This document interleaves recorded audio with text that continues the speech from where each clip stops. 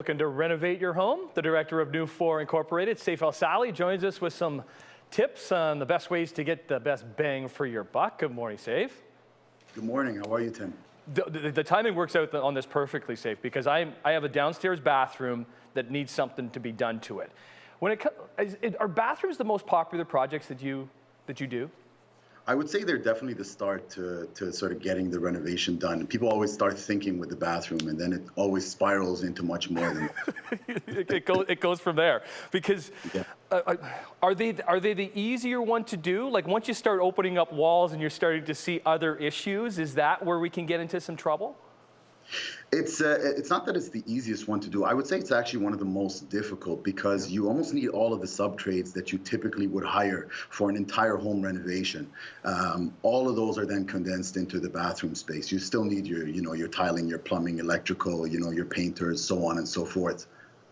What are the most popular things you're bidding on or I don't know, people are asking for at this point within the home?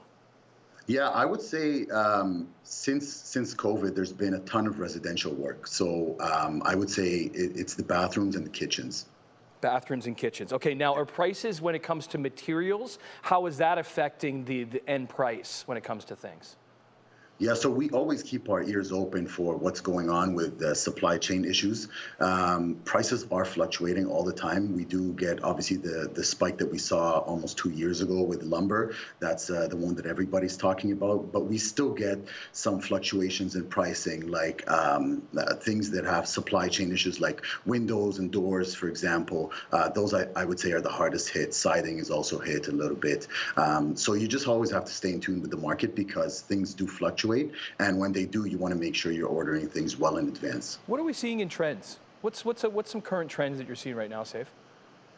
I would say a lot more residential. The end user is really starting to renovate their home. So we're seeing, obviously, we've always seen this for the past few years. People are moving into Hamilton, and when they do, I'm seeing that the renovations are going not just into like an entry-level renovation where you see, the typical cookie cutter.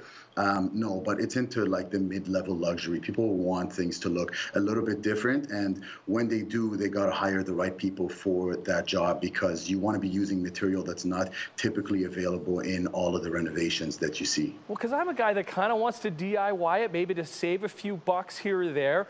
What are some things I should not be DIYing?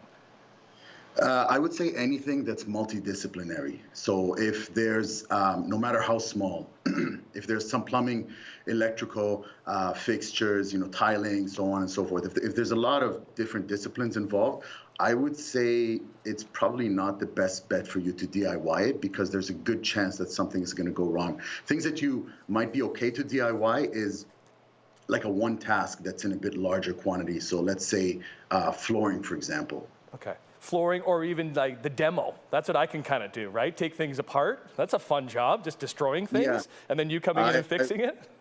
I would say so, yeah. That's probably one of the easier ones. There's still some issues that happen with that because many times I see people DIYing their demo, and when that happens, sometimes they take things down that shouldn't have been taken down, okay. And then the cost to rebuild it far exceeds what you saved in demo. But yeah, demo is one of those that you can, with a bit of care, you can probably do yourself. Awesome. Okay, so when can you start on my bathroom then, Seif? Give us a call. Are you pretty backed up though, as far as when you can start things? Yeah, we're starting things back up. We're opening back the office on January 3rd, so okay. We're giving our crews a much-needed break. We close down for maybe a week and a half, just to give everybody a break, and then we'll start back up in the new year again. Seif El-Sahly, thanks so much for coming on the show. Newfore Inc. Happy New Year. Thank you, Tim. Happy New Year.